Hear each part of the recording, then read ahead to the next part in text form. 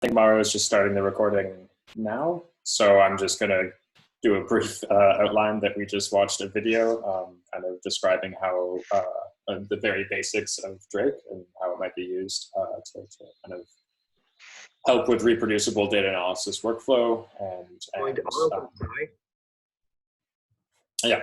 going back and if we need to make changes to the code rather than manually rerunning every step of the code and hoping that we don't miss anything, kind of standardizing the whole workflow and automating the process of checking what's missing, essentially.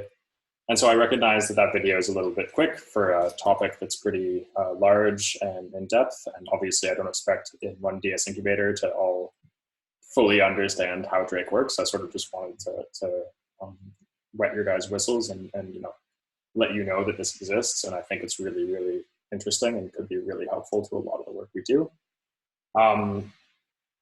And in particular, my views is I see obvious implications of being able to use Drake in Pacta and just for checking if, let's say one ISIN gets added in one file in one corner of the code, rather than manually going through and executing every line of the Pacta script or trying to guess which lines of the script need to be rerun because we think we know, being able to automate that with Drake. And so I kind of wanted to open it up to the floor to have a bit of an open discussion and see if it's something this is kind of package we want to pursue a little more and look into more depth.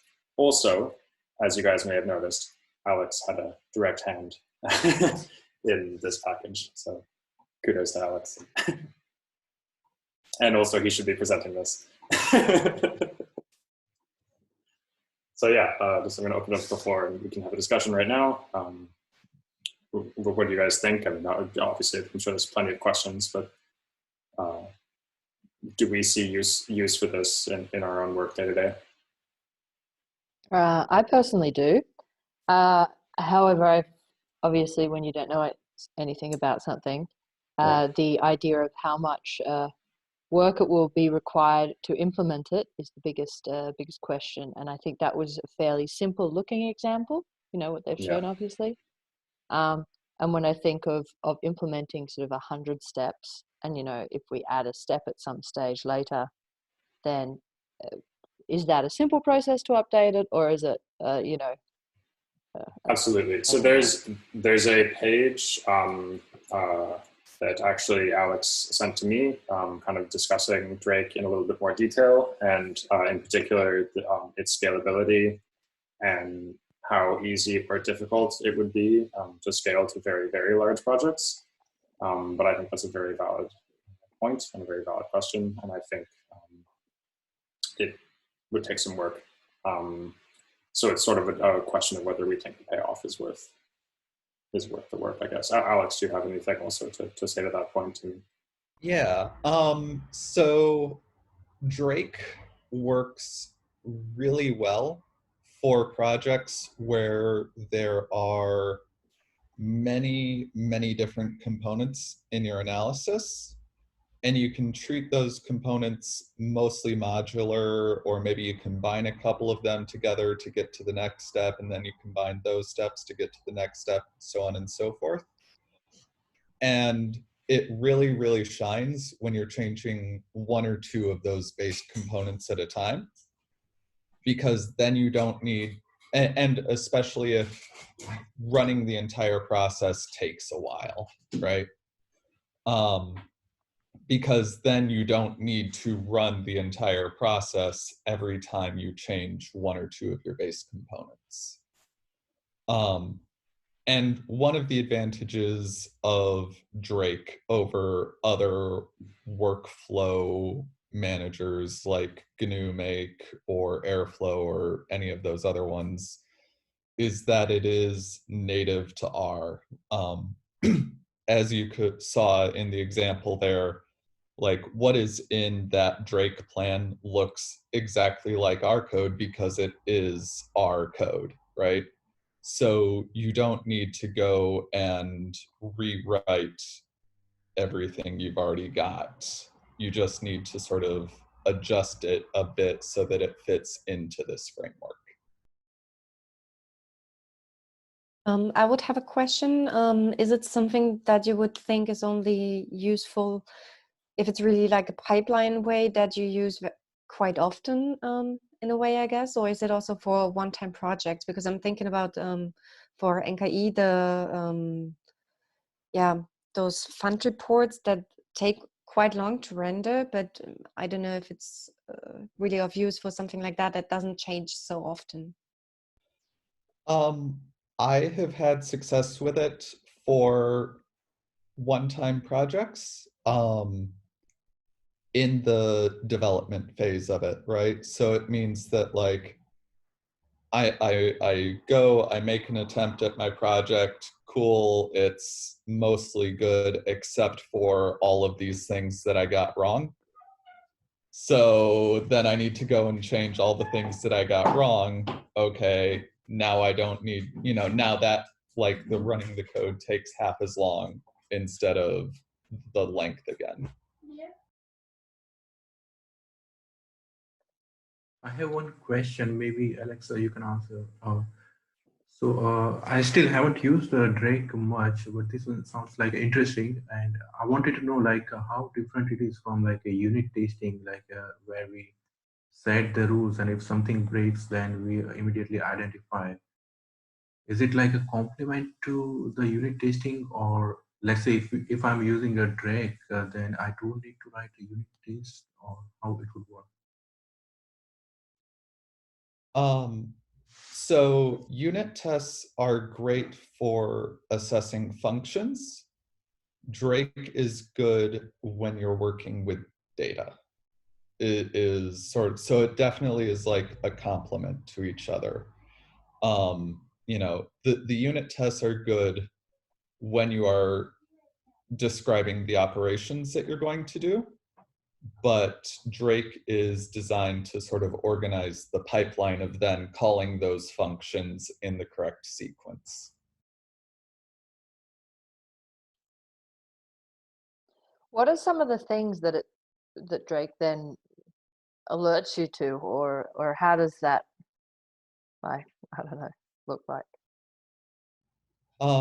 Right. So I guess maybe sort of a description of what is going on in the back end of Drake might be useful.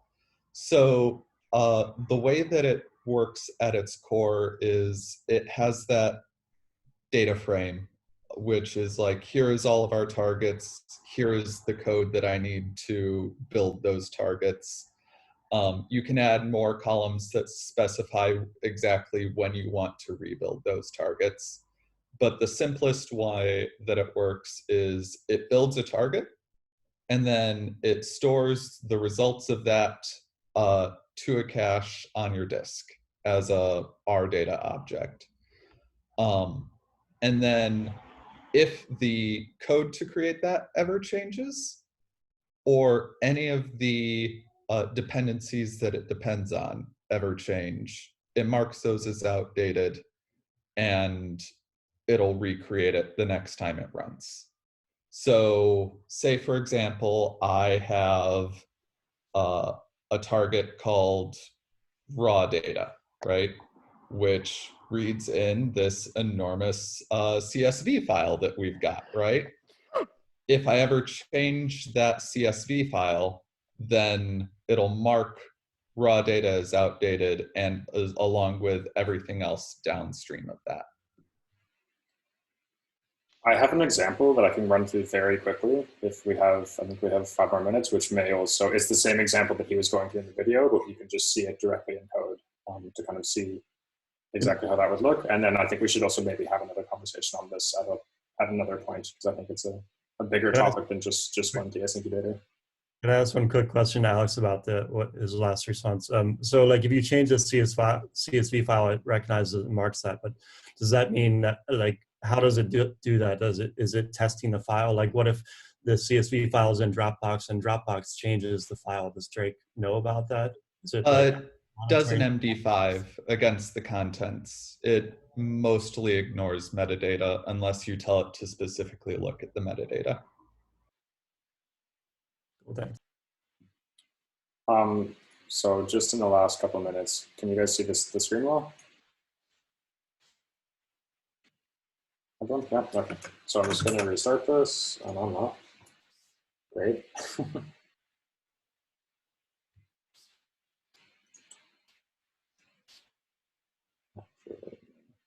Sorry, guys.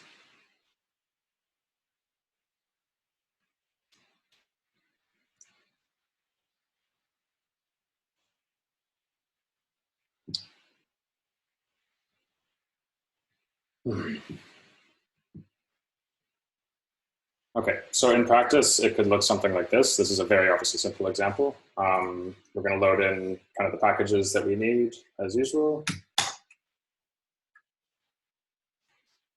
Create some very, very simple plotting function. And then just within this, I mean, this has a lot of data that we don't need to think about, but it has this raw data Excel file in the main directory right here. So we make this Drake plan. It's a relatively simple plan where we're reading in the raw data. We're doing a simple mutate on this data set to create the output data. I'm just naming it this target here. We have a histogram plot, which we're creating and naming to the target hist. Then we're doing a simple fit to that data and naming it the target fit. And then we have this knitted report that we're calling report. And so these 1, 2, 3, 4, 5 targets, or these 5 objects, are the 5 targets of the Drake plan. So we set this plan, and you can actually visualize the Drake plan itself in a kind of node structure. So you see right here, you can look at objects, functions, and files, which are imported, outdated, or up to date, and you can kind of see their relative, like how they interact with each other to generate the output report. Now you can make that plan and show, like, read D kind of reads the cached Drake data for the target data out, so you can see what that data looks like. It's just the head of Iris, or it's just Iris called head, but it's just the Iris data set. After we have made the plan, we can call this visualization again, and you'll see that the outdated files should have updated, and now everything is up to date. Every object in the pipeline is up to date, and all of the objects that need to be imported are imported. Now, let's say we wanted to change this histogram plot, which is exactly what they did in the discussion. So we change this function here. We can change it back up here where we initially defined it to add this extra line. Called create plot. And then we run this visualization, this kind of node visualization again. And you can see that the histogram is no longer up to date. It's now outdated, as well as the report file and the report HTML. So everything downstream that's dependent. Oh, sorry, go ahead, Alex. Oh, I was just going to say, the reason that it is marking it as outdated is because if you can scroll up to your plan again, you can see that it is saying that the hist is just calling this create plot function. Yeah. So when it analyzes the create plot function, it also creates a cache of that function and looks to see has any of the functions that I am calling anywhere in the plan changed. So it's not just code that you wrote, but also code that you are calling or depend upon. Right, yeah, exactly. Yeah, and you could also envision a structure where this is saved in some package or sourced from some other file, and it would still recognize that that package has been updated and something broke along the way. I think we're at the end of the discussion, but at least you can see, you can see that it can tell that these things need to update. You can make the plan again, and then it'll update only the objects that it thinks are outdated. So this hist and report object, which are the two objects that it found were outdated. And then if we visualize the plan again, you can see that these have been greened out now. I'm going to stop that for now, but that's just the super brief. Yeah, go ahead. I have a last question that I have been thinking about since yesterday. I think I know the answer, but I'm going to phrase it as a question and see if Alex and and Jackson can help answer and prompt the idea I would like to kind of see in people's heads. So I would kind of present, because the issue is that Drake presentations about Drake most of the time focus a lot on the cache feature and focus too little, in my perception, about the flexibility that it gives you in how you structure your project. So the question is, case study, Alex and Jackson. So you have a project, let's call it PACTA analysis, and you have a bunch of scripts that need to run in a specific order. And the current workflow is that a human needs to know in which order you have to run them. You want to get to a better place where you somehow automate the process. For now, forget about the cache feature, forget about saving time. Let's just think about making your workflow more reproducible simply by a computer. Would you go force option A, forcing your code into the structure of an R package, which is mostly feature and suitable for functions?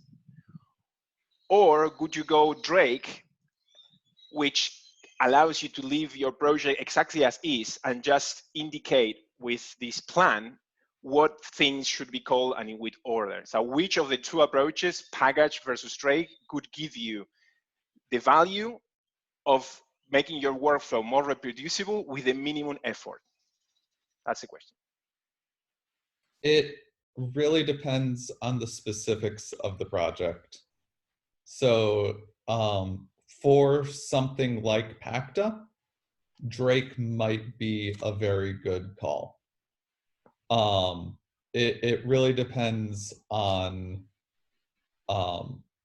what the project's sort of natural workflow looks like. If it is something where there is a lot of iteration during the design process, right? There's that import, tidy, visualize, go through the loop a whole bunch of times, and then out to report. Drake helps reduce the time you spend on each one of those loops. My question also, I have one question. Oh, sorry, go ahead, Klaus. I mean, like, if you still want to respond to the fourth, like, just out of interest, I mean, I would envision a world where we could just do both, right? We leverage the package ecosystem for its testing and development of, you know, key parts of the analysis that we know aren't going to change and that we know we want to still have tested, and then you leverage Drake for the actual like running of the analysis stage. But I don't see. I think that seems to make sense for large scale projects. I don't know if you guys disagree with that. Also, they aren't exclusive. You can use Drake as you can call Drake from within a package and use it as sort of a backend for organizing work. Yeah. Should we give Klaus the last question and call it a session? What I like is that it has sparked interest, and I think we should follow up later on help desks. So my question is there a nice way, an easy way? So for example, I have a script that has like 50 lines and it's calling like 30 functions. Is there an easy way to create the plan? Because I saw the plan has always the comma at the end. And I think if I would, I mean, I could copy paste basically my script, right? And just like add commas at the end. Is there like maybe a function to do that? Yeah, so if you're, there's not like a nice, clean, here's a script, pop out a plan thing. But if your script is fairly linear in that it's one of those scripts where it's like create object A, call function on object A, that's B, call function on B, that's C, and you just go down the line, that's like the most dead simple plan you can come up with. And that's like very suitable to being copy pasted. Okay, great. And if there's for loops or something like this, would that also be like still work? Those can still work. If you want to pair program with me and we can like set it up as an example of what you're doing, I can definitely walk you through all that. Yeah, I think that would be great. I want to see if I can use it for the data prep work, because that's like a hell. It takes like an hour to load all the data files again, and it's super annoying. Awesome. Yeah, thanks. That's nice. Okay, I guess we'll end it there. So happy it sparked interest and looking forward to keep talking about it. And thanks, Alex, for Thanks, knowing so everyone. much. Thank you. Hey, that was great. Thanks, Cheers. Jason.